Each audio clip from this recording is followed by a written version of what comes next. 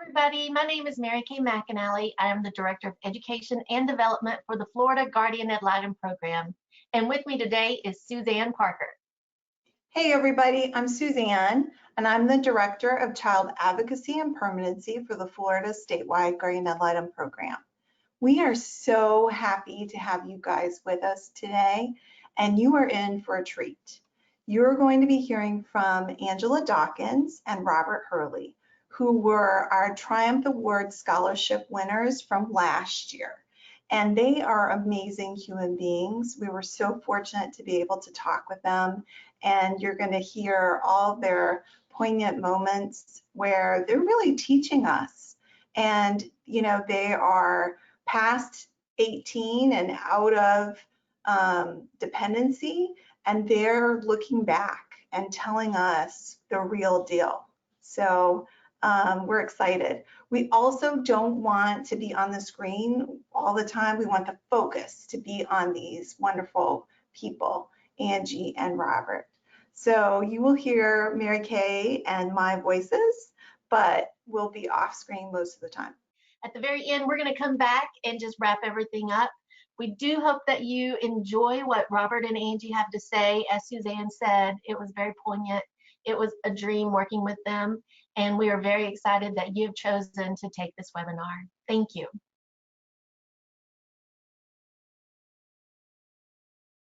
Hi, my name is Angela Dawkins. I currently reside in Tallahassee, Florida. I'm staying in student housing.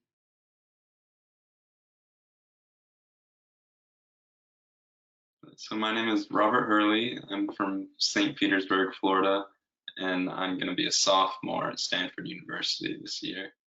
I went into foster care when I was 9 years old, and ever since then I've been involved with my volunteer mentor, Gene Goldberg. I'm also last year's 2019 Triumph Award recipient. Can you tell us about this past year and what that's been like? And if you could talk about before COVID, you can talk about after COVID, but if you could talk about before COVID too, that would be awesome. Starting my freshman year at college was, really exciting, and I didn't even know what to expect. It was my first time really being involved with college, since my parents didn't go to college and didn't have really anything to tell me about that. And I just found the community, being able to live with so many different people your age and talk to them and you struggle with them through your classes and figuring out what you're going to do with your life was really an experience that I treasured. And I wish COVID hadn't ended my year early, because I was still with my freshman community, and I was just having a really good time at college. I think just being on your own, truly or not truly independent, but independent in a way for the first time. It's really, it's too bad that COVID-19 had to end my freshman year short. But since then, I've been with my foster family and just doing online classes and everything from home. It's still a learning experience, and really a lot of what college is having to self-teach and figuring out how to self-study. And I think the online classes, although not ideal, definitely still prepared you in that way. Angie, what was this last year like for you? The past year, which was my freshman year of college, everyone's excited about the freshman year. You get to be on campus. This was before COVID. I was living life. I was going to class, getting invited to different activities, getting outside of my comfort zone. And me, I'm a very to myself type of person. So it was a different experience, but it was also a good experience because I got to meet different people and I got to network. And that's how I builded a lot of professional relationships with people. So in college, please come out of your shell. It won't be easy, but do it because you never know who you will meet. You never know who you will run into. And before COVID, well, during when COVID started, I'm not even gonna lie, it got a little depressing because I had just learned how to be me and express myself more and be this outgoing person. And it's like when I started to do that, it all went crashing down because everyone had to stay to themselves, quarantine. It was a big adjustment for me because it was like, wow, I was doing pretty good, and then it's like, oh, now be to yourself like before.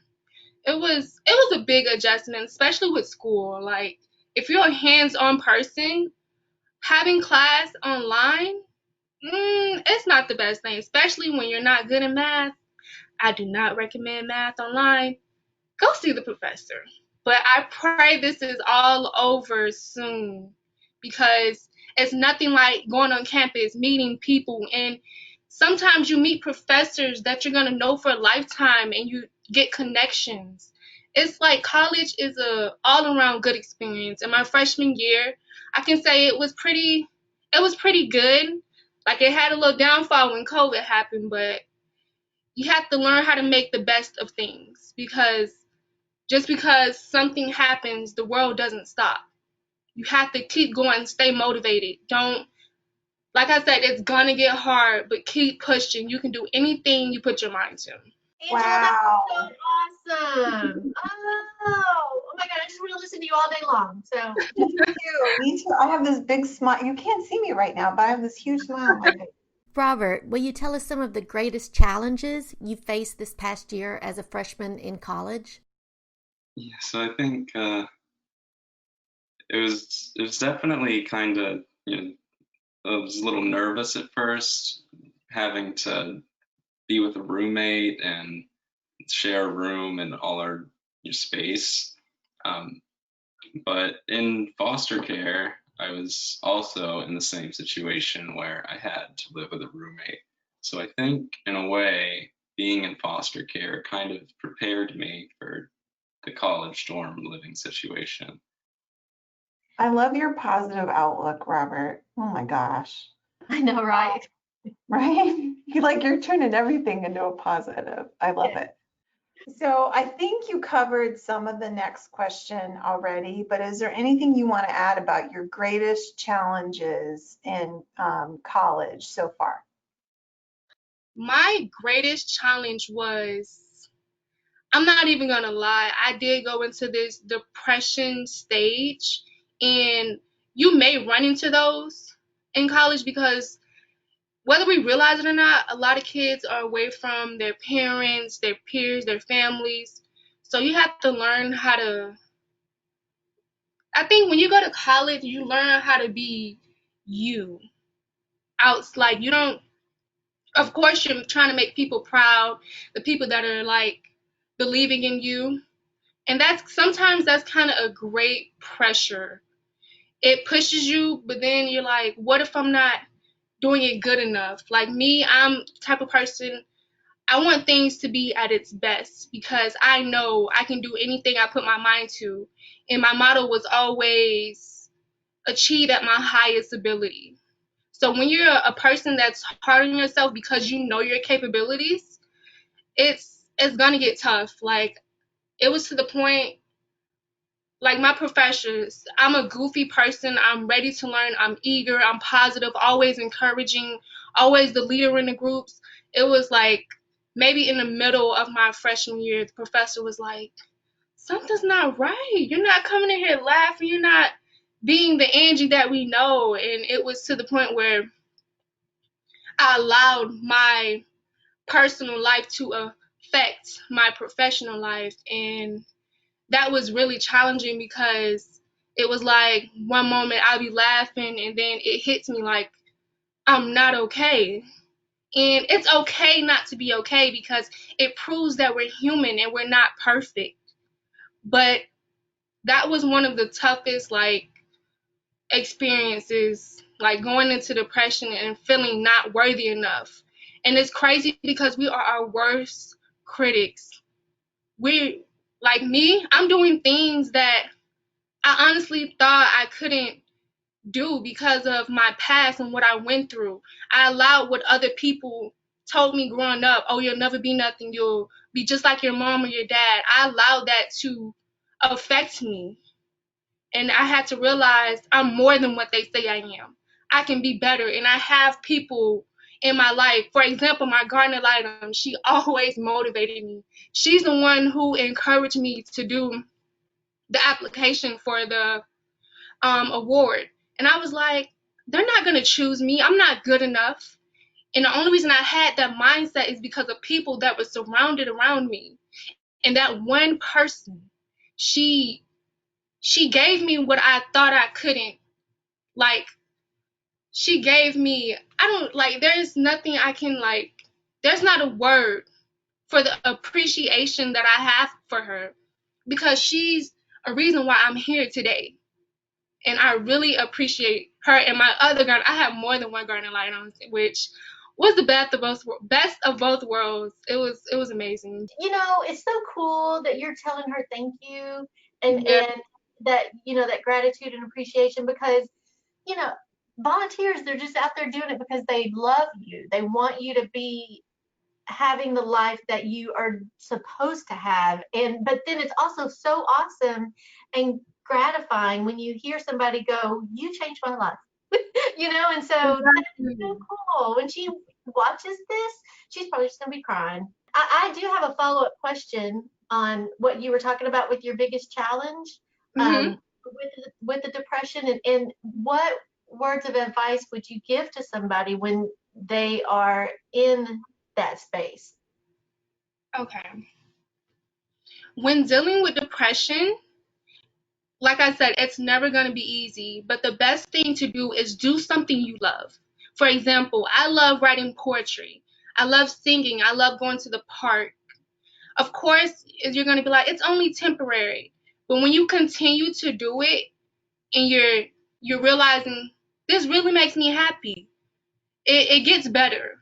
Not saying that you're going to be free from depression or anxiety or frustration, but it gets better. In life, unfortunately, things happen to us and it traumatizes us. But when we go through certain things, it builds us and it molds us who we are. So, with the things that I've been through in life, I would say it made me who I am. It's not okay for what I went through. It's not okay for some of the things that we go through in life. But we go through it for a reason. It makes us who we are. So my biggest advice would do something you love. Surround yourself with positive people. Go out, enjoy the sun. Don't sit home and don't sit in the house. It gets worse. And just like do something you love. Like depression is real and it's not a joke. And it comes to the conclusion where some teenagers, they take their own life. That's how deep it is. And I don't wish depression or anything on anyone, because it's not a great feeling at all. So do something you love. Talk to someone. And even if you can't talk to someone, write down in a book, write on a plate or something, and go break that plate. You'll feel a lot better. Like, just little things count. So yeah, just just do something you love. Hang around the people that you love being around. Don't Being alone only makes it worse. And of course, sometimes we need solitude. But at the end of the day, when it comes to that topic, we weren't put on this earth to be alone. So yeah, just do something you love, please. And if anything, I'm sure whoever's any kid looking at this, my info social media is all around. I am willing to talk to anybody. I don't care what time of the day is. I'm here because I know how it feels to be alone and to feel like, what's the point of it all? So I'm always going to make myself available to anyone. I'm pretty sure you guys can get a hold of my social media, my email, my phone number. I'm here. Just know that. Thank you. Thank you. That's a powerful message for anybody, not just young people Mhm. dealing with those things. Robert, what was your greatest or favorite highlight from your first year in college at Stanford University? See, I was in a special program in my school where everyone in the dorm was taking the same class. And one of my favorite memories is the first week, and we all had to read this book together. So there were like 20 of us crammed into one person's room, just reading aloud, like ancient text, and it was just really a fun and weird experience. Um, I also, being able to eat with my friends twice a day, every day was really nice. Um, just in a way, college is kind of like a constant hangout with your friends, except you have to be able to manage your time and still get everything that you need to get done. And I think, it's really enjoyable, but also challenging. And I just think there's not another experience like it. Truly, I agree. I agree. And Angie, what is one of your freshman year highlights? Trying to impress your professors is it was the greatest highlight because I still talk to some of my freshman professors now, and they help me. Like, they tell me about internships, they tell me about programs, and it's like the first impression is always the impression that everyone's going to remember. So yeah, that was the greatest thing, and actually being able to back up my first impression with my grades, it was, yeah. So when you're trying to be the star, you gotta always make sure them grades represent you, because like I said, in math, my professor, he loved me. But when it came to them grades, he was like, listen, you gotta get it together. You're one of my best students, like encouraging other students, but you're slacking. So it's like the first impressions with your professors, and always being on top of yourself. You gotta push yourself, because sometimes you have the motivation from other people, but you're gonna be the biggest person because you're gonna be the one waking up in the middle of the night. Did I do that assignment? Oh my God, I did not do it. And then you gotta get up and do it. Amen. So how did receiving the scholarship help you in your first year? Luckily, at my school, I was paid for tuition and room and board wise, but there were still fees required, like my textbooks I had to buy, and notebooks, pencils, just any school supplies. There's at least $500 a year of just expenses on school supplies, and the scholarship from Guardian Litem was able to help pay for that. The scholarship helped me in my first year of college is okay, so I'm not a last minute person, but I did have like some difficulties with my financial aid, so it did help me with my books. And you guys, some books are required, and if you don't have them books, you're gonna be lost. So don't be like me and procrastinate with your financial aid, because thank God I had the Garden Liner program to help me get my books, because if it wasn't for them, your girl would have been looking crazy. So yes, it helped me stay on top and be not lost in class, because some of your peers, they be selfish with their books.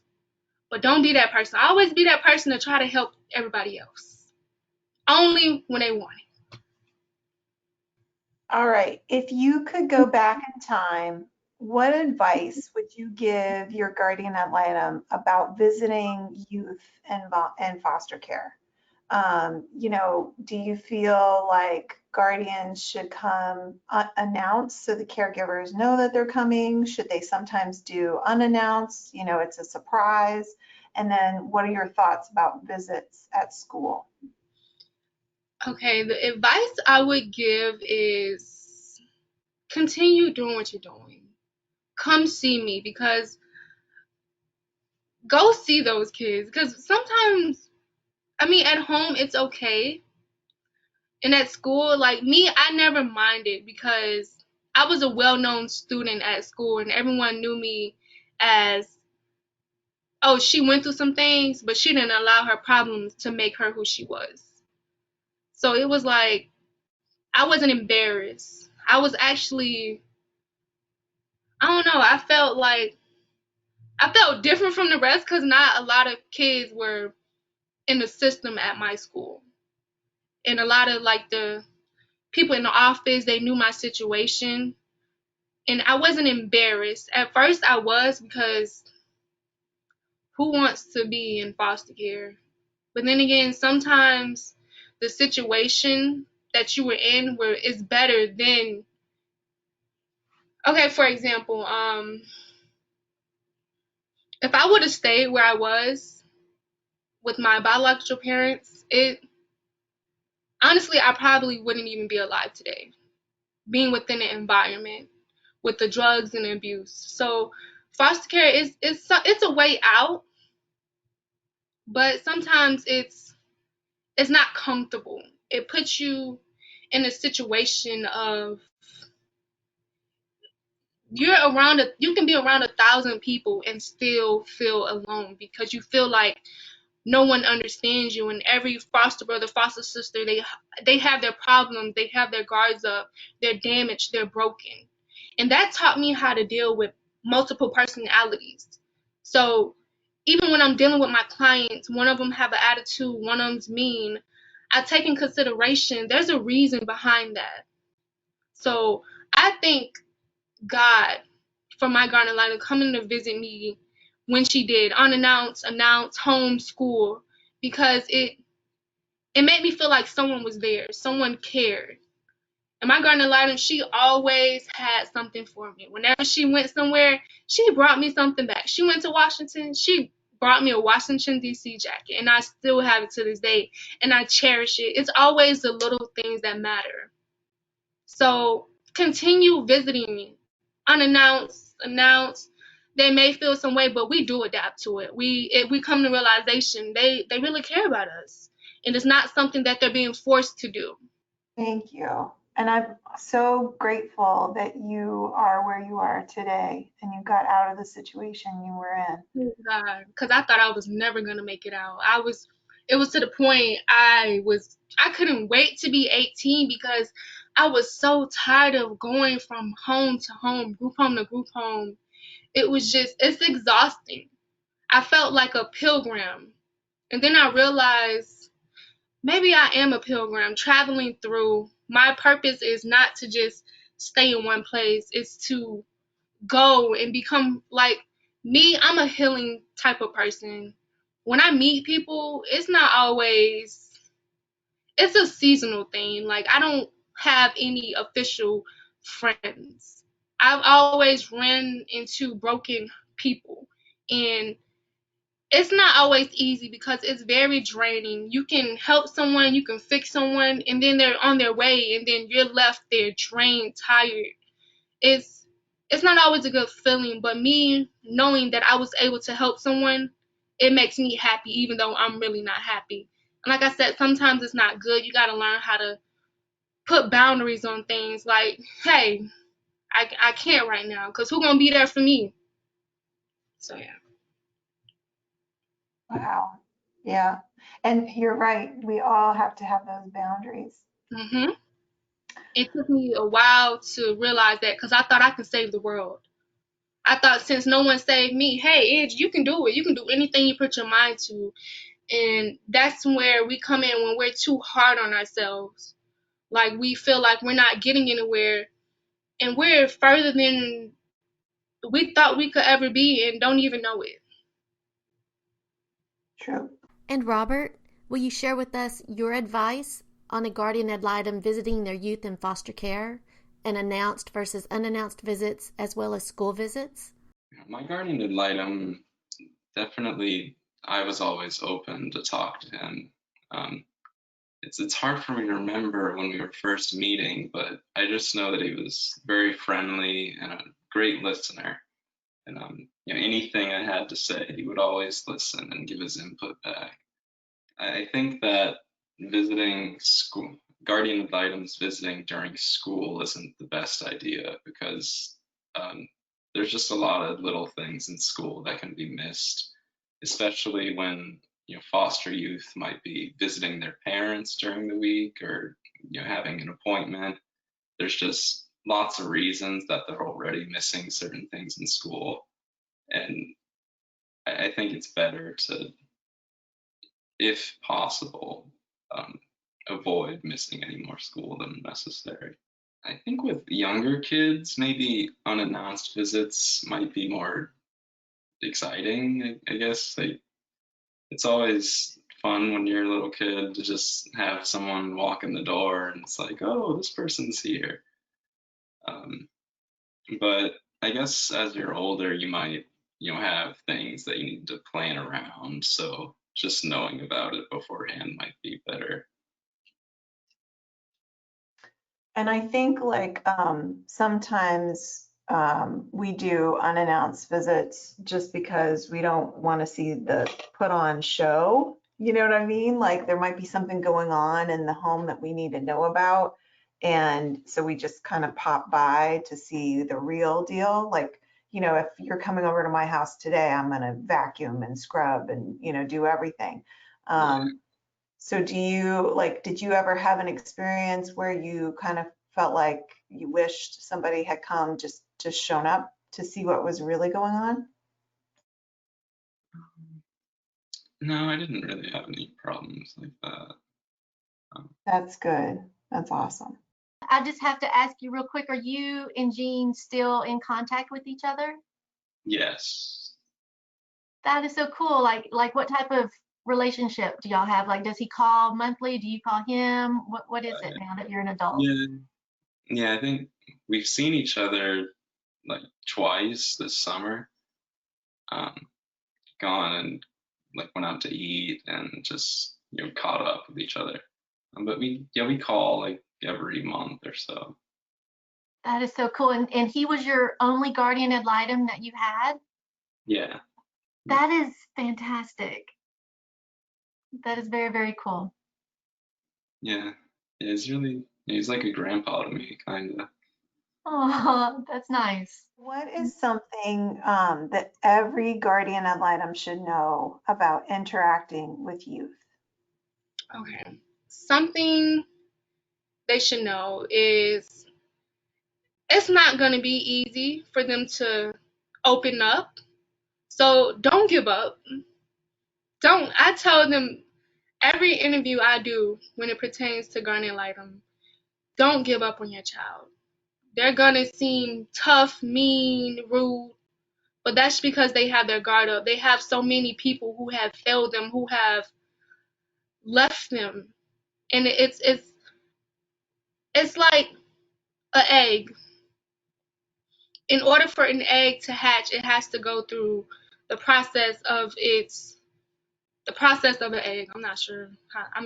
I'm sure how it goes, but we're like an egg. Eventually, we're gonna hatch. We're gonna open up. So don't give up. Please don't. Just remain strong and keep being the person that you are, that loving, caring person that you are. And I promise you, they will open up. They will. It may take some time, but they will. Thank you. And Robert, what is something every guardian ad litem should know about interacting with youth? I think it's uh, it's very important that the guardian ad litems really listen to what the kids have to say and just try and understand their feelings and where they're coming from. All right. So if you've ever had the opportunity to go somewhere with your guardian ad litem and they transported you, I don't know if that ever happened. Tell us about that. And did you feel like you were able to speak more freely in that environment? I think it always stayed within the school and the home situation. I don't know why, but yeah. So you didn't go anywhere else. Gotcha. Yeah, You unfortunately. think, This is where I yeah, was kind of lit, but it's whatever. if you had been able to go somewhere with them, do you think that it would have been easier to talk freely? But like I said, I wasn't embarrassed. So when it came to stuff like that, I talked. I talked their ear off. I cried a few times. I laughed a few times. So I was always comfortable when I got comfortable with my garden item. When my egg broke.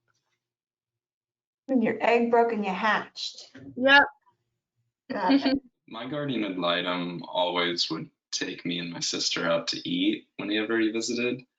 And even that, though that seems like kind of a small thing, I think it was always exciting because in foster care, we would only get to eat out like once or twice a month. So just going to a restaurant with the guardian ad litem would make that experience special for a kid. Um, I think it helps just to make the setting more comfortable. So when you got to go out with Gene, when he took you out, you and your sister out to eat, did you feel like you could speak more freely to him in that environment? Yeah, I think being alone with the guardian ad litem volunteer enables for a more free speaking environment. It's always just a little awkward and not completely comfortable if there's like a house parent or just someone on the side listening in on your conversation. Yeah, I could see where that would be really weird. What are your thoughts about attending court? Uh, yeah, Gene always told me like if I wasn't in court, he would tell me what happened and anything important I needed to know about it. Um, I always wanted to go to court, but didn't really get the chance. And if it wasn't so important, my guardian ad litem would, comfort me and like let me know that I didn't have to be there and it was okay that I didn't see what was going on. But one time in court, I was with my guardian ad litem, and I actually had a piece of information that my caseworker hadn't really heard, but my guardian ad litem knew, and she was able to, express that, and I think it actually maybe, changed what might have happened in that court meeting. Tell us something that your guardian ad litem, either one of them, did for you that made you feel special. Okay, this is like the garden item who always brought me something whenever she went anywhere. And like she has kids. So like, a parent, a motherly or a fatherly like instinct. Oh, I have to get my child this. I don't care what it is. I'm gonna get my child something. I gotta bring my child that something. I've always come to her mind when she was somewhere. She was like, I gotta get Angie this, and it was every little thing that she brought me. It has a special place in my heart. Like whenever I look at it, I'm like, she really thought about me, like I was her own child. Tell us about something that your guardian helped you with or did that made you feel special. I know you talked about the going out to eat thing. Was there anything else? If it hadn't been for my guardian ad litem, I likely wouldn't have started playing guitar, which I told him when I was 10 years old or so that I was kind of interested in playing guitar, and he bought me my own guitar and amp, and my foster care was able to give me lessons, and I still play guitar to this day, and I actually have formed a band in the past few months. And I think, it's really something that I enjoy. And it was just a small comment I made when I was young, and my guardian ad litem acted on it. And I think that it's really uh, amazing to see how something so small as a gift could turn into a passion in someone's life. That's awesome. That's Yeah. fantastic. That's so cool. And Jean started you on that path. Kinda, yeah. That's neat. What is your opinion about when kids are placed separately from their brothers or their sisters? Okay, my opinion on when they're like separated, for me and my sister, at first we were together, and it was like she was always the aggressive one, the protector. Me, I was always quiet and I just took anything that happened to me. She was the one who always stood up. So when I got separated from her, it was pretty difficult. But then again, I felt like I didn't realize later on that it was needed, that me and her needed to be separated because I needed to find who I am. I couldn't always depend on her because she wasn't always going to be there for me. So I had to stand up and be my own voice, my own man. Like it just all depends. Like for me, I wouldn't suggest separating them because that's all they have. But like I said, it depends on the situation. It's like an in-between thing for me. So yeah. I think that placing siblings separately from each other it really depends on the situation and the siblings. Like, in my case, I was placed in a separate uh, placement than my sister because I really liked this family and my school, and I didn't want to have to move to another county or leave my friends. But my sister met a family that was in Alabama, and she really liked them, and she felt comfortable with them. And even though neither of us really wanted to separate from one another, we just had different interests, and it ended up. I mean, I don't know if it was for the best that we were separated, but it was what we both wanted. And I think that's what's important, really, listening to what the kids want and trying to make that happen. Do you still have contact with your sister? Yeah, I talk to my sister at least once a month on the phone, and she's very happy there. And That's good. So tell me, what do you think makes a good transition plan? So when kids are moved from one placement to another, have you experienced a good one, or what about a bad one? I've had some good ones and I've had some bad ones. When it comes, it's just you never know because when you're transitioning, like I said, in the system, you learn to deal with multiple personalities, mean people, nice people, rude people. You never know because everyone's been through their different things. So it's not always something you can always have a mindset, hey, I'm gonna be here, I'm gonna stay here till I'm 18, do what I gotta do, go to school. But it's always you have to come back to that life after school. So it's like you just never know. It's like it's a surprise every single time. You never know how a child's gonna react. You don't know if a person is gonna have a breaking point and just spaz out. You just never know.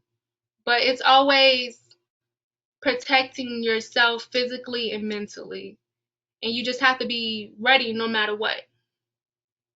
So yeah. So when you were moved from one place to another, were you given time to get to know the people for where you were going to go next? Like, did you meet them beforehand and visit? It was to the point where if they say pack your stuff, you're leaving, that same day you pack your stuff and you're gone. It's yeah. I think that's one of the it didn't vex me, but I felt like a piece of property. But yeah, it's you're never really truly prepared. I mean, I had 4-hour drive prepared mentally, but that was it.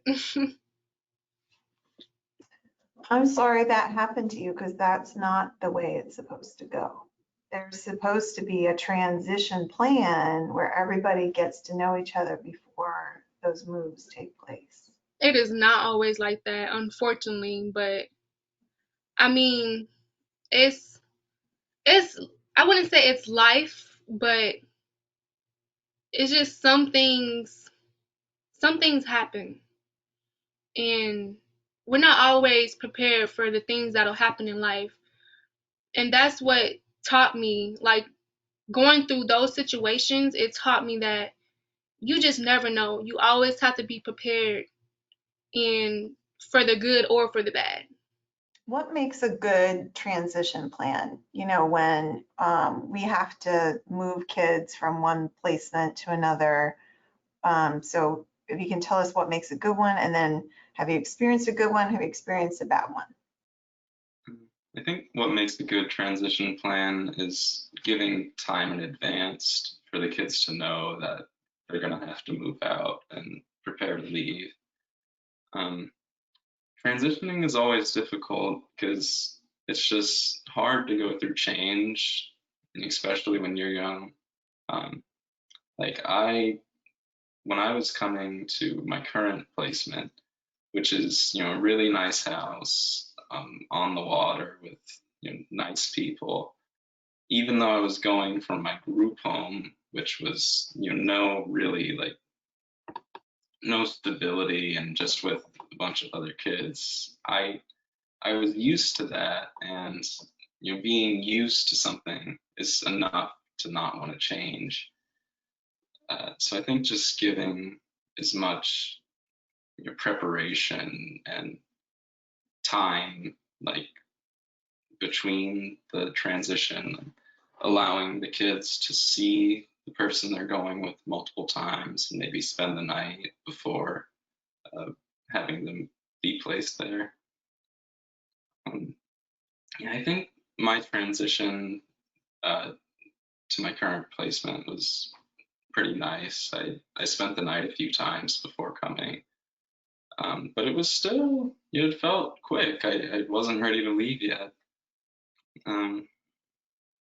Yeah, I think just making it as least abrupt as possible. That's really good advice. You're teaching us, Robert. That's awesome. Thank you. Did you feel like foster care prepared you to age out, and were you given the tools that you needed? Foster care. Oh my God.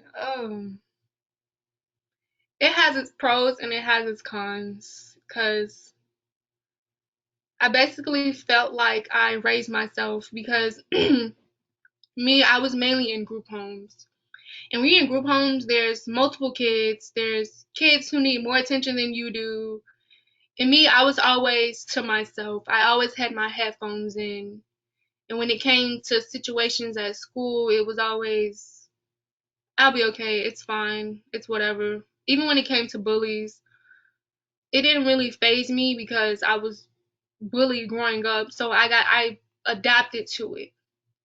So it's like, at times it prepare you, and at times it doesn't, because like I said, some kids, they need more attention than you do.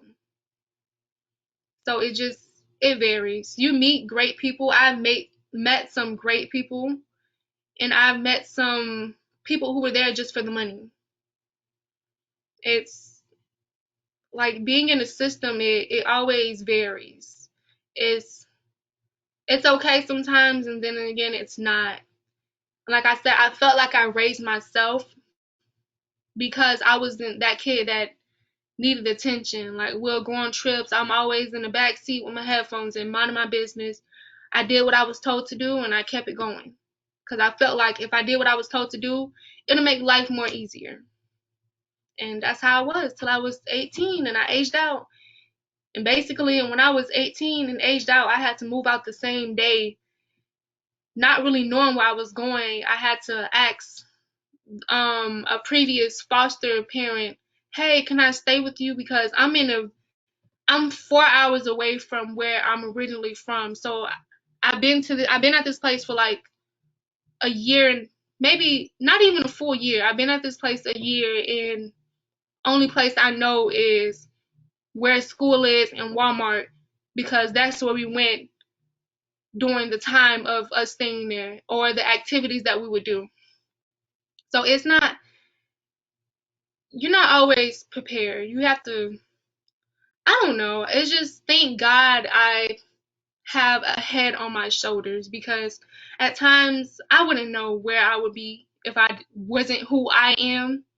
So what I did go through growing up, it made me more aware, more mature, and slowly preparing me for the real world.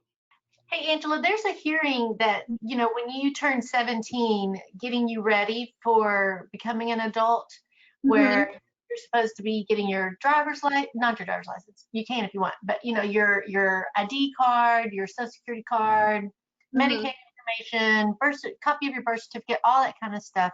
Did you have that before you started college, or? I got that the day I turned 18, when they gave me my book with my life story in it. When you turn 18, they give you everything that you came with. And that was the day I first seen my social security card. Like, I just learned my social when I turned 18. It's like, even though it's your life, it's not your life. That makes sense. It totally makes sense. And so working with youth in foster care, with our volunteers or our staff, if you could think of something that you're like, I wish that they had done this with me. And not that you had a great, thankfully you have wonderful volunteers, and you're totally set up, but it's also due to you, to your own mojo. I think it's already like you were just saying, like on the 17th, like on the 17th, when you're 17th, they have the hearing. It's like that, but I feel like it needs to be more like, cause mine was over a video call. It wasn't, and I wasn't even in attendance. So it was basically people talking about my life, and I wasn't even there. I feel like it should be better organized, and it should be a physical appearance where everyone's sitting down, talking, getting everything together, getting the confusions together, the concerns. Like, yeah, I feel like it should be better organized. Okay, thank you. I 1000% agree. We can definitely do better for sure on that. So that's a really great input that we can share, because everybody's trying so hard and they want to do the right thing, but sometimes these milestones pass and you're like, oh crap, and so you got all your information when you turned 18, the day you turned 18, with your life book, or your life story, and all this critical numbers suddenly that you're like, I'm supposed to know this number. Like, what? Yeah. I don't know. Like, when I went to the bank, I had to, like, thank God I brought my book with me. In order for you to set an account, you got to know your social. And the man was like, you don't know your social? I was like, sir, you in my business. You in my business, sir. I'm going to find it. It's like, I was so confused and lost to what I needed to start a bank account. He was like, it's okay. We get this sometimes, not all the time, but it's okay. We're going to get through this. It was crazy. I know he had a funny experience that day, because it was like, sir, you in my business. So did you feel like foster care prepared you to age out? And were you given the tools that you needed? Yeah, I mean, I didn't really age out. So it's right, like I moved with this family when I was 15. So were you adopted? Kind of permanent guardianship. Oh, cool. Okay, gotcha. Yeah, like adoption. But so you didn't age out, but did foster care prepare you for becoming independent? Like maybe not aging out, but becoming independent? Yeah, I guess in foster care we had like every few months or so like independent living meetings, and I think I learned like how to write a check once in there, and I learned about certain home economics things like we learned how to tell like when certain food has gone bad, like if the can is shaped a certain way. Um, Learned about budgeting and how to like balance your income versus spending. And maybe it was your foster parents who taught you stuff. Yeah, like my foster parents set me up a banking account and savings and checking. Okay, so this is your chance to give the Guardian Ad Litem program some constructive criticism, or even just, the whole system.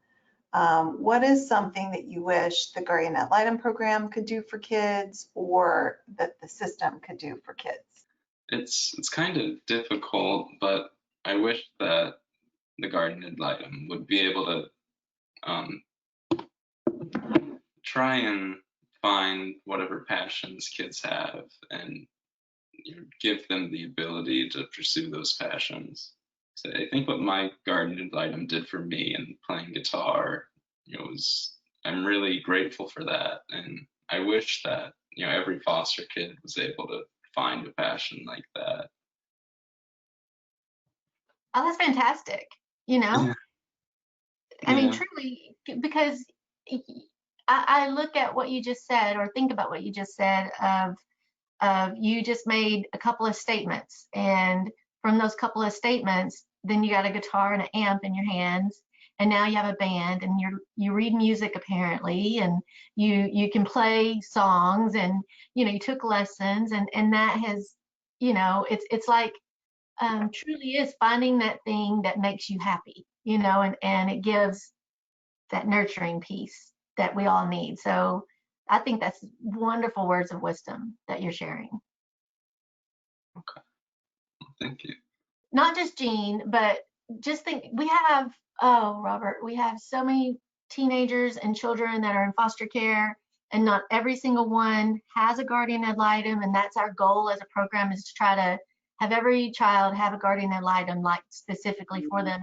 And the fact that you were able to have Jean from the age of 9 until today, like that is so fantastic.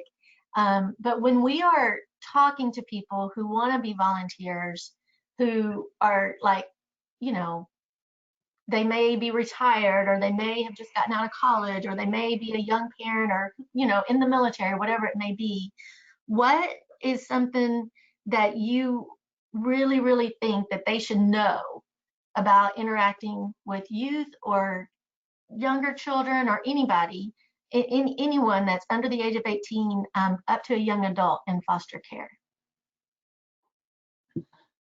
See, I think that most kids, when around adults, generally tend to be kind of nervous and shy.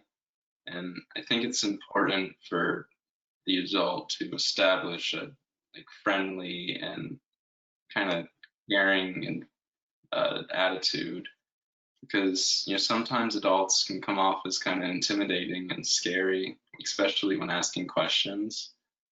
And I think just doing the best to just appear as caring and just friendly as possible. Um, yeah, I think that also making sure that if a child is going to say something, make sure they have space to speak. Um, I know certain times my guardian ad litem would be telling a story or something, and I'd like to input, but maybe he didn't notice that I was trying to say something.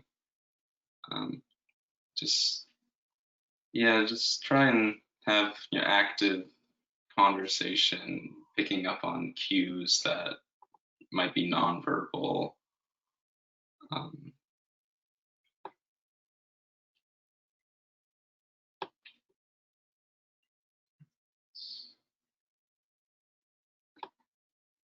That's awesome. Thank you, Robert. Was there something else? Trying Because to I We're trying want really to give you space to speak. think.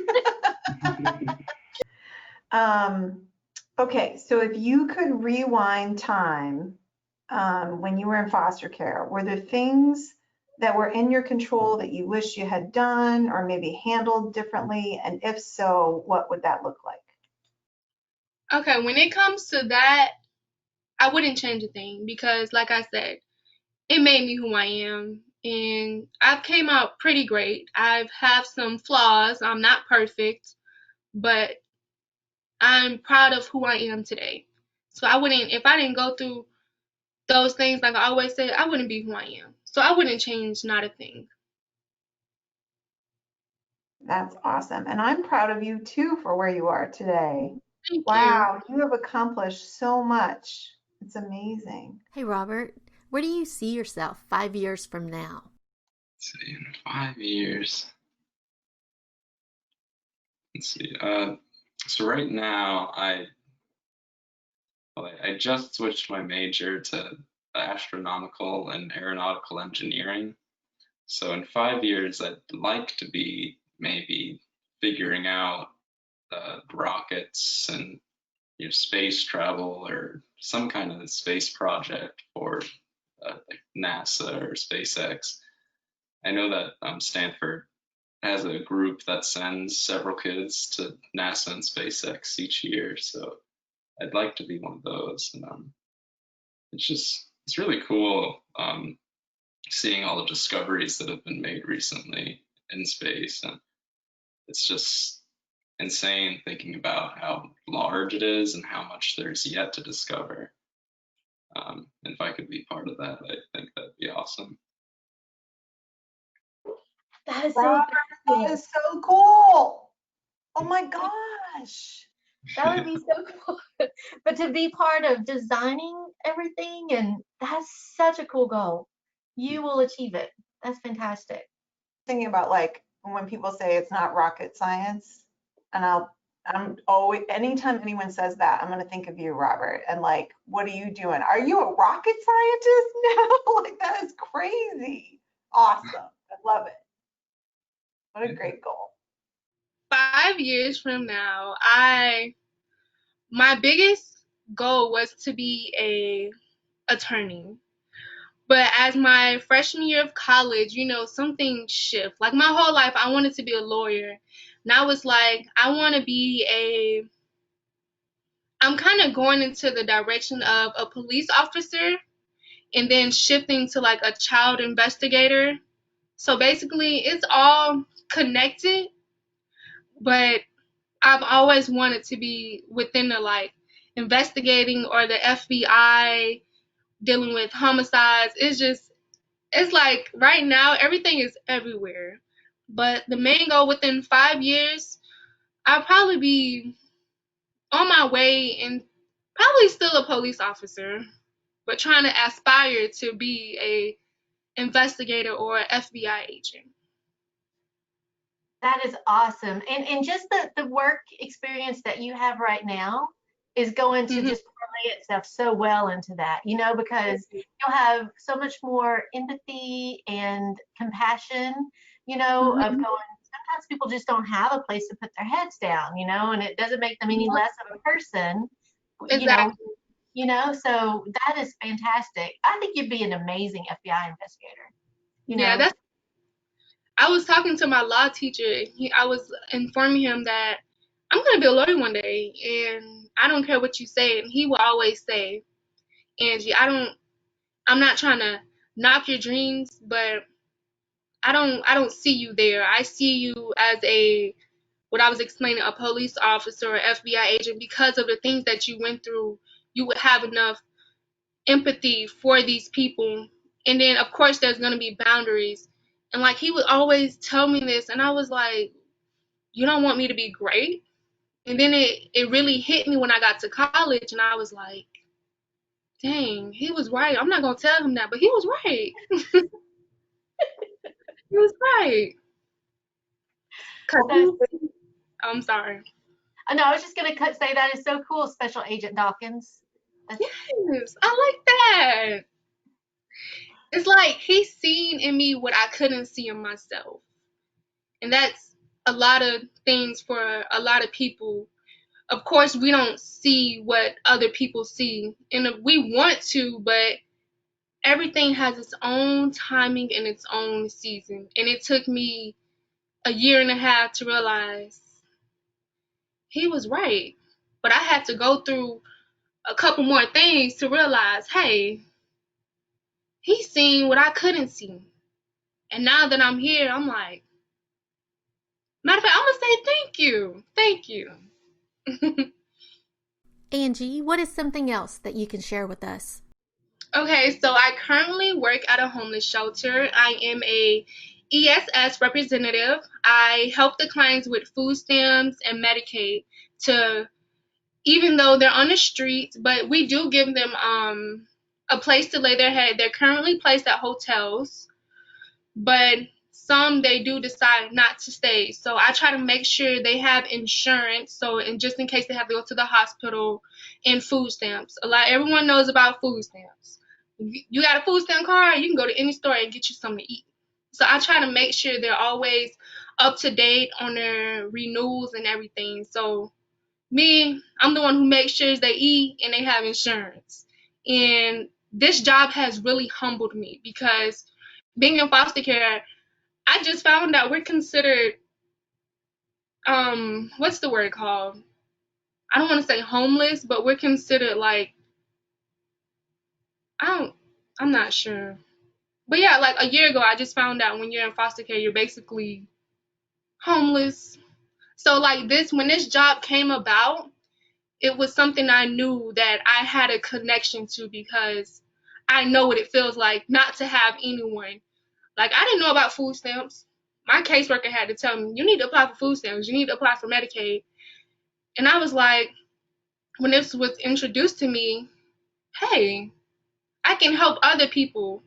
So it was like, okay, I can do this. So I love my job. Sometimes it's really complicated, but it has humbled me and it's molded me to be who I am. Like I'm very mature for my age because of the things that I went through.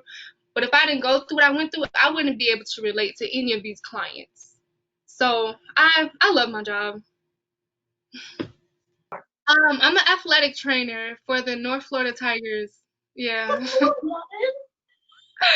Yeah, I love football. Like in high school, I was a trainer also, so I like kind of transferred when I was in college. So yeah, that is fantastic. All right, so so you're is doing that load. You're doing 12 hours, or how many hours are you doing? 12? I'm doing 12. And you're working, and Mhm. you're a trainer. Mhm. I have to stay busy. I can't just sit around. I'm calling you Special Agent Dawkins because Mhm.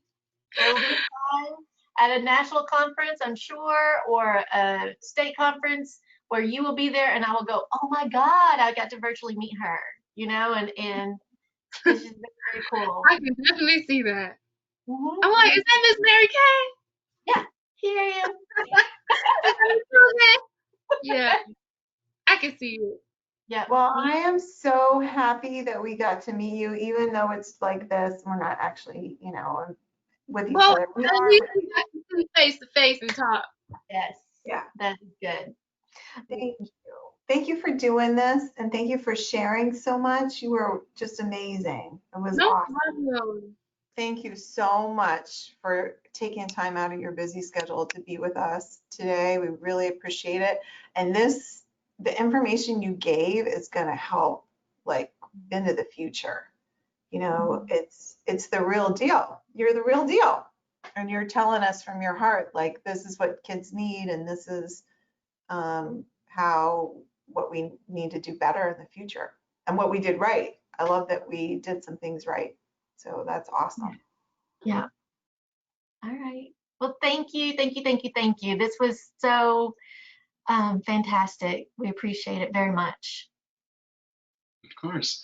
If you had a motto that you could share with somebody, something that you may have like a brief saying or a statement a thought, anything that gets you through the day or whenever there's hurdles, what would that be?